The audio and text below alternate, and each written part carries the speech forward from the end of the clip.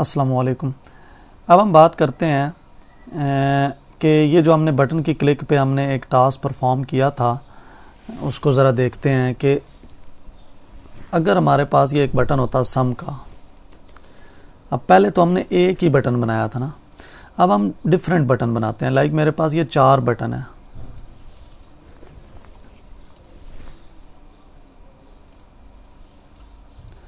और पहले मैं वेलकम शो कर रहा था, अब मैं डिफरेंट मैसेजेस शो करना चाहता हूँ।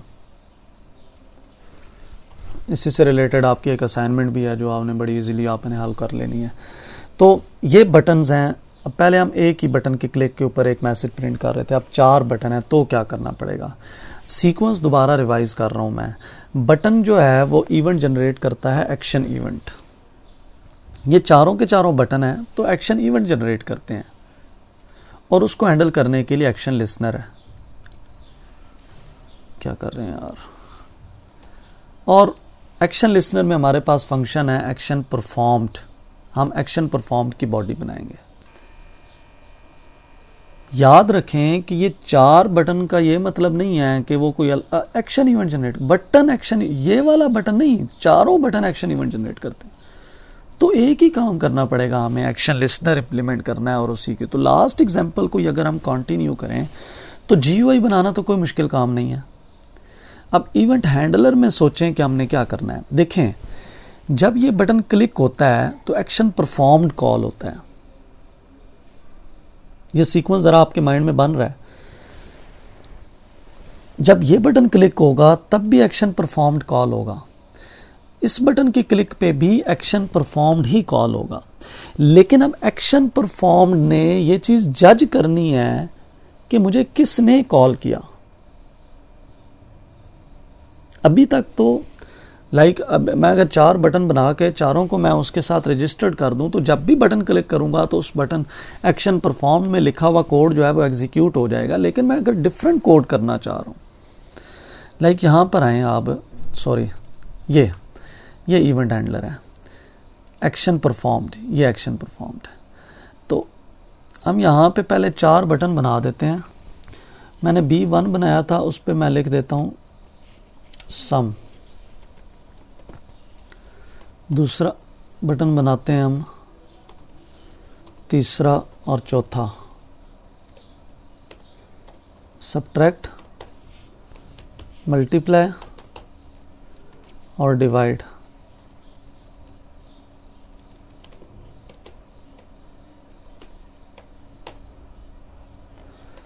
तो F1 dot add B2, F1 dot add B3,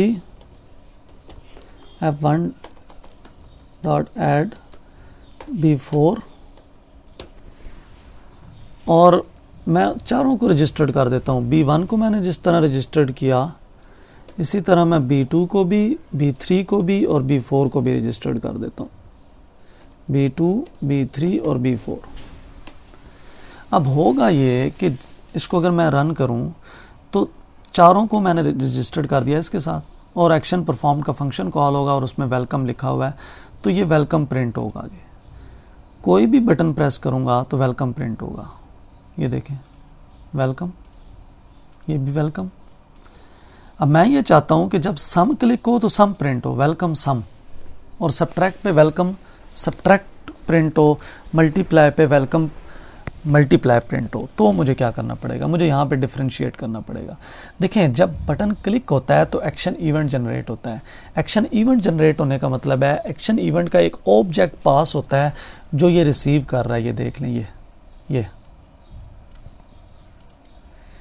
यहाँ पे मैं, ये जो ऑब्जेक्ट है ये अपने साथ इंफॉर्मेशन लाता है। गेट मुख्तलिफ फंक्शन है, गेट एक्शन कमांड या गेट एक्शन कमांड कह देता हूँ। और गेट एक्शन कमांड हमें क्या रिटर्न करता है, ये चीज़ हमें देखनी पड़ेगी।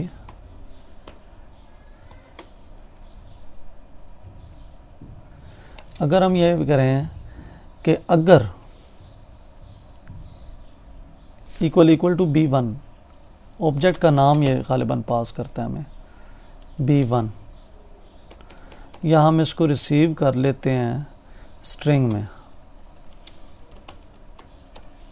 ये लें।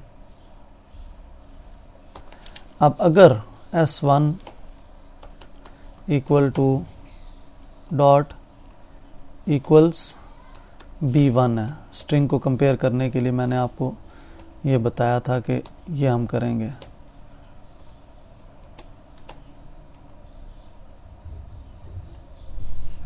तो सॉरी, स्ट्रिंग को कंपेयर करना है तो यहाँ पे डबल कोट डालेंगे हम जी।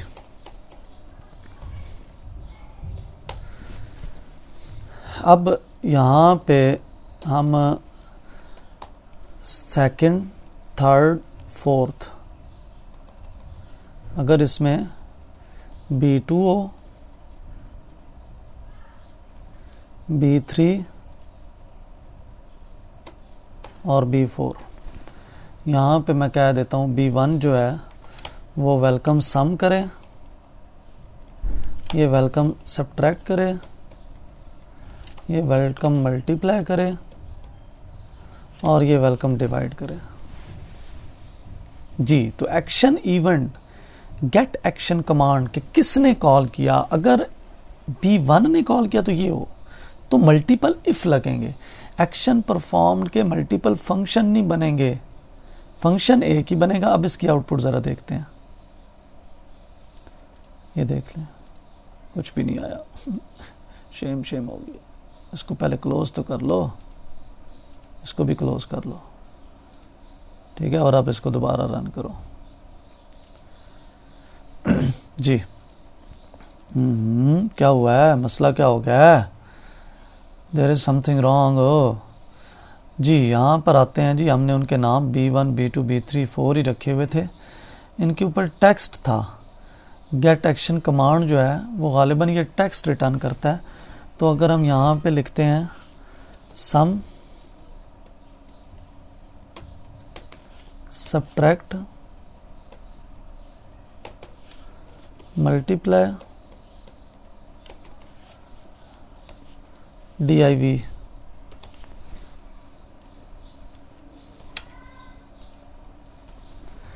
जी, आई होप कि अब इससे कोई प्रॉब्लम नहीं होगा जी। जी तो देखें यहाँ पे बटन के ऊपर लिखा हुआ है कैप्स में SUM सम, तो यहाँ पे मैंने लिखा सम। अगर ये सम कॉल हो तो ये चले, अगर ये SUB सब्ट्रैक्ट के केस में ये चले, मल्टी तो ये देखें, तो ये वाला इफ चला, ये देखें। यहाँ से मैं डिवाइड कॉल करता हूँ, देखें डिवाइड जब मैं कॉल करूँगा, यानी कि जब मैं बटन प्रेस करूँगा तो एक्शन इवेंट जनरेट होगा और एक्शन इवेंट का ऑब्जेक्ट आएगा A में। A.get एक्शन कमांड ने इस बटन पे लिखा हुआ टेक्स्ट जो है वो S1 में स्टोर कर दिया, यानी कि div स्टोर कर दिया है।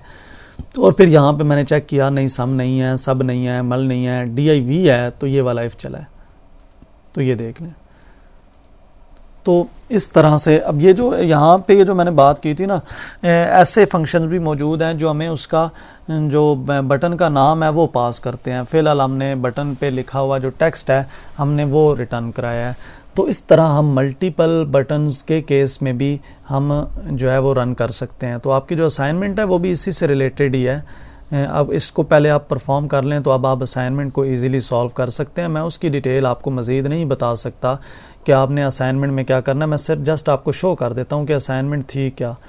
कि यहाँ पे हमारे पास आपका वीक 10 चल रहा है और वीक 10 में वही जो लास्ट आपने GUI क्रिएट की थी उसी में आपने इवेंट हैंडलिंग करनी है।